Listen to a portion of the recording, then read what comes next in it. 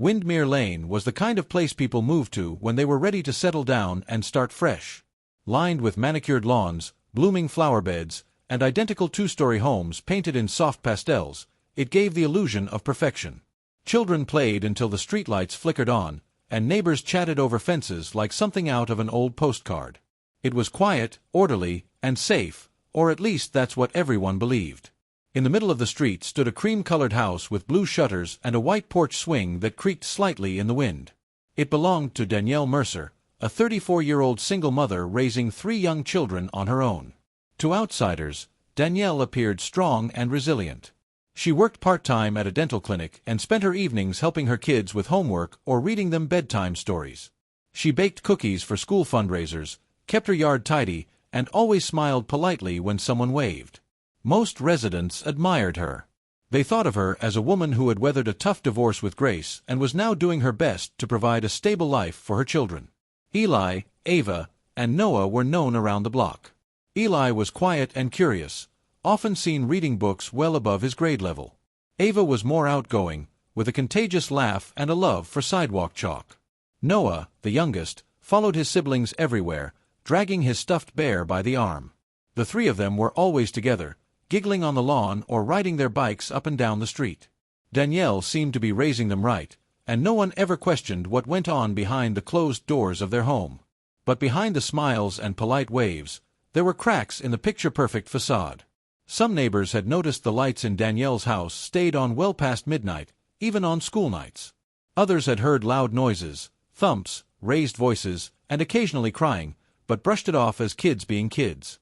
A few times, packages arrived but were left untouched for days. Once, someone noticed Danielle sitting in her car for nearly an hour, staring at the steering wheel before finally going inside. No one thought to ask if she was okay. In a place like Windermere Lane, people preferred not to pry.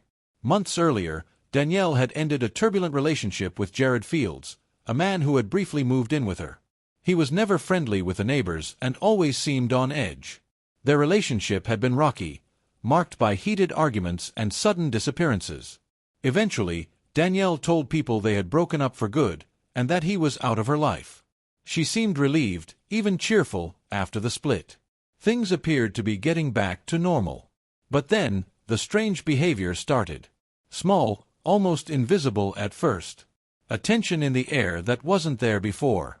And so, life on Windermere Lane continued. The lawn stayed green, the children kept playing, and Danielle Mercer kept waving from her porch.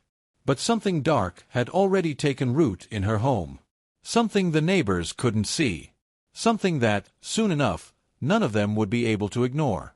It was a warm Thursday morning when Jared Fields was officially reported missing. The report came from his employer, who hadn't heard from him in over 3 days. He hadn't shown up for work, hadn't answered his phone, and hadn't been home. At first, there wasn't much concern. Jared had a history of disappearing when things got difficult. He was known to drift between jobs and relationships, never fully settling. But this time felt different. His car had been found parked strangely along a curb 3 blocks from Windermere Lane, keys still in the ignition, windows rolled down. The driver's seat was pushed back like someone had been sitting there for a while. Inside the vehicle were Jared's phone, wallet, and a half-drunk coffee in the cup holder. The car was dusty, like it hadn't been moved for days. When the police traced his last known whereabouts, they ended up at Danielle Mercer's house. The history between her and Jared was no secret. While Danielle hadn't talked about him much after their breakup, it was common knowledge that their relationship had been far from healthy. People remembered hearing shouting late at night during the time Jared lived with her. One neighbor recalled seeing him pacing in the driveway, shouting into his phone, while Danielle sat on the porch with her arms crossed and a blank stare. Danielle answered the door calmly when officers arrived. She told them she hadn't seen Jared in weeks. Her tone was flat, almost rehearsed. She said the last time they spoke, he told her he was leaving town. She didn't ask where and didn't care to know.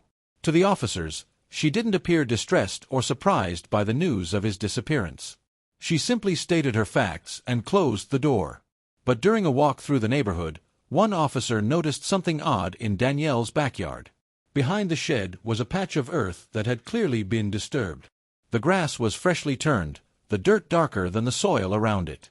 It looked like someone had dug there recently. When asked about it, Danielle claimed she had been trying to start a small garden for the kids, something fun for the summer. The officer noted it but didn't press the issue. Without a warrant, there wasn't much they could do. Still, suspicions began to grow.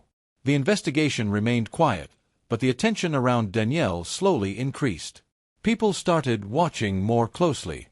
Rumors spread that Jared might have tried to come back into her life, possibly to threaten her. Some believed she had simply snapped, tired of being mistreated. Others refused to believe she could be capable of violence at all. She was, after all, a mother.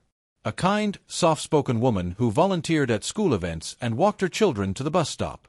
Then came the discovery that changed everything: Jared's watch, buried shallowly in that same patch of dirt behind the shed. It was smeared with dried blood. The watch was broken, the glass cracked. There was no longer any doubt that Jared had been there. But the question remained, where was the rest of him? The case took a dramatic turn when investigators, determined to uncover the truth, obtained a search warrant for Danielle Mercer's home. Up until that point, everything about the investigation had felt uncertain, suspicious, yes, but not conclusive. The discovery of Jared's blood-stained watch on her property had raised red flags, but without a body or direct evidence linking Danielle to his disappearance, the case remained frustratingly incomplete. What police needed was a break, something undeniable. They found it hidden in plain sight. During the search of the house, an officer opened a drawer in the upstairs bedroom and found an old, slightly cracked tablet. It was dusty and hadn't been charged in weeks. The screen was smudged with fingerprints, and when powered on, it displayed a familiar lock screen featuring a family photo, Danielle with her 3 children at the park. It belonged to her oldest son, Eli. After a brief conversation with a social worker present, they used the boy's fingerprint to unlock the device, suspecting it might contain harmless family content. What they discovered instead would shatter any remaining doubts about what had really happened inside the Mercer home. The tablet was filled with dozens of short, silent videos, most of them mundane. The children playing, the family watching television, Danielle cooking. But a few stood out immediately. One video, just under 2 minutes long, showed Jared Fields standing in the living room. His posture was tense, arms flailing as he argued with Danielle, who stood in front of him with her hands on her hips. There was no sound, but the body language said enough. The footage had clearly been recorded secretly, the angle low and slightly obscured by the staircase railing. Someone had filmed it from the shadows. Then came the final clip, only 37 seconds long but far more disturbing. The same living room. Jared, now on the floor. Blood smeared across the hardwood. Danielle stood over him, her hand clutching a large kitchen knife. Her breathing was visible, fast, unsteady. She didn't speak or cry. She just stood there, frozen, staring down at the man she had just stabbed. The timestamp matched the night Jared disappeared. At first, police assumed the footage had been taken from a hidden security camera. But when they looked closely at the reflection in the hallway mirror, they saw 2 figures crouched just beyond the frame. Eli and Ava, sitting side by side, holding the tablet. The realization was chilling. Not only had Danielle committed a violent crime, but her children had witnessed the entire event. In silence. In hiding. The video provided not just evidence of the murder, but insight into the unimaginable trauma the children had endured. None of them had told anyone. No teachers, no neighbors, not even each other. They had recorded what happened and then buried it inside a device that sat untouched in a drawer. It was no longer just a missing person case or even a murder. It had become a devastating story of 3 children who silently watched their lives unravel before them, too afraid to speak, too shocked to understand, and unknowingly holding the key to the truth all along. Danielle Mercer was arrested early the next morning without incident. She didn't run, didn't argue, and didn't even ask why the officers had come. It was as if she already knew what they had found. As she was taken into custody, her children were gently escorted out of the house by Child Protective Services. Eli clutched his tablet, the same one that had exposed the truth, while Ava refused to speak. Noah, too young to understand everything, cried quietly as he was separated from his siblings. The peaceful home on Windmere Lane was now a silent crime scene. In the interrogation room, Danielle was calm but emotionally distant. When confronted with the footage from the tablet, she stared at the screen without blinking. After several moments, she finally spoke. She admitted to killing Jared Fields, claiming it had been in self-defense. According to her statement, Jared had shown up uninvited that night. He was drunk, angry, and yelling. She said he grabbed her by the arm, shoved her into the wall, and threatened to take the kids away. Danielle told investigators that she snapped, that something inside her just broke. But the video told a different story. There were no visible signs of Jared attacking her. No struggle. No defense wounds. It looked deliberate. Controlled. The prosecution argued that Danielle had planned the killing, perhaps after weeks of fear or resentment building beneath the surface. What disturbed investigators even more was her response when asked about her children witnessing the act. She broke down, not because she regretted the murder, but because she hadn't realized they were there until much later. Danielle confessed that after hiding Jared's body behind the shed, she noticed the tablet missing from its usual spot. At first, she thought nothing of it. But later, when she found it powered off under Eli's bed, a sense of dread filled her. She never watched the footage, never asked her children what they saw. She simply put it in a drawer and pretended everything was normal. She cooked breakfast, walked them to school, and smiled at the neighbors, all while knowing something irreversible had happened. When asked why she didn't come forward, Danielle said she feared losing her children more than anything. She believed that admitting what she had done, even if it was in self-defense, would mean they'd be taken away forever. In her mind, she had already lost control of one part of her life. She couldn't lose the only part that still gave her purpose. But the damage had already been done. Her children had seen their mother commit a violent act and say nothing. Not out of loyalty, but out of confusion and fear. Eli, who had filmed it all, later admitted in a therapy session that he didn't know whether what he saw was right or wrong, only that it felt wrong to tell anyone. Ava refused to speak about the night at all.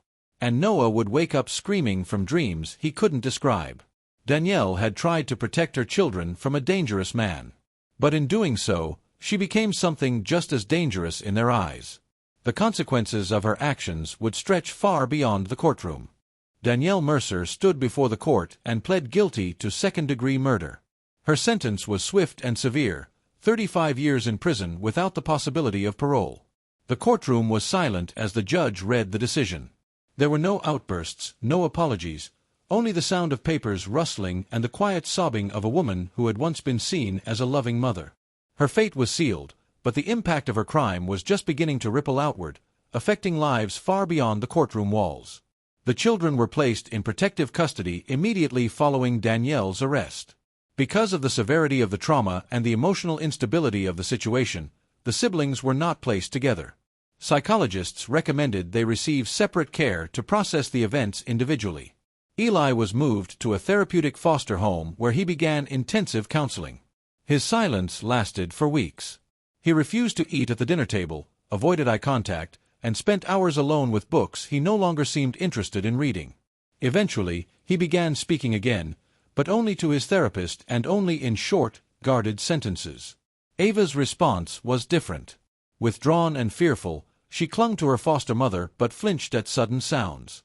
She had stopped drawing the colorful pictures she once loved and now only scribbled dark shapes and red blotches that no one could quite understand. She never spoke about her mother. When asked about her memories, she would shake her head and change the subject.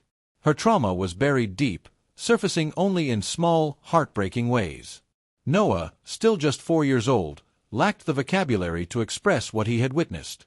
He didn't understand the concept of death, let alone murder. But he had nightmares nearly every night. He often cried out for his mother in his sleep, his small body trembling until someone came to comfort him. In the mornings, he asked when he would go home. No one had the heart to answer. The house on Windmere Lane was put up for sale a few months later. The cheerful shutters were repainted, the flower beds dug out and replaced with fresh soil. But neighbors said the house still felt heavy, like it carried a shadow that couldn't be washed away. Some people believed it would never be the same, no matter how much it changed on the outside. Danielle wrote letters to her children from prison. Carefully worded notes filled with love, regret, and apologies she hoped would reach them one day. But none of the letters were opened. They were placed in folders and locked away, left unread by the children she once tried to protect. Maybe they would read them one day. Or maybe they wouldn't. In the end, Danielle's story was not just one of murder. It was a story of silence, fear, and irreversible loss. What made the crime unforgettable wasn't just the act itself, but the haunting truth that 3 innocent children had witnessed it and would carry its weight for the rest of their lives.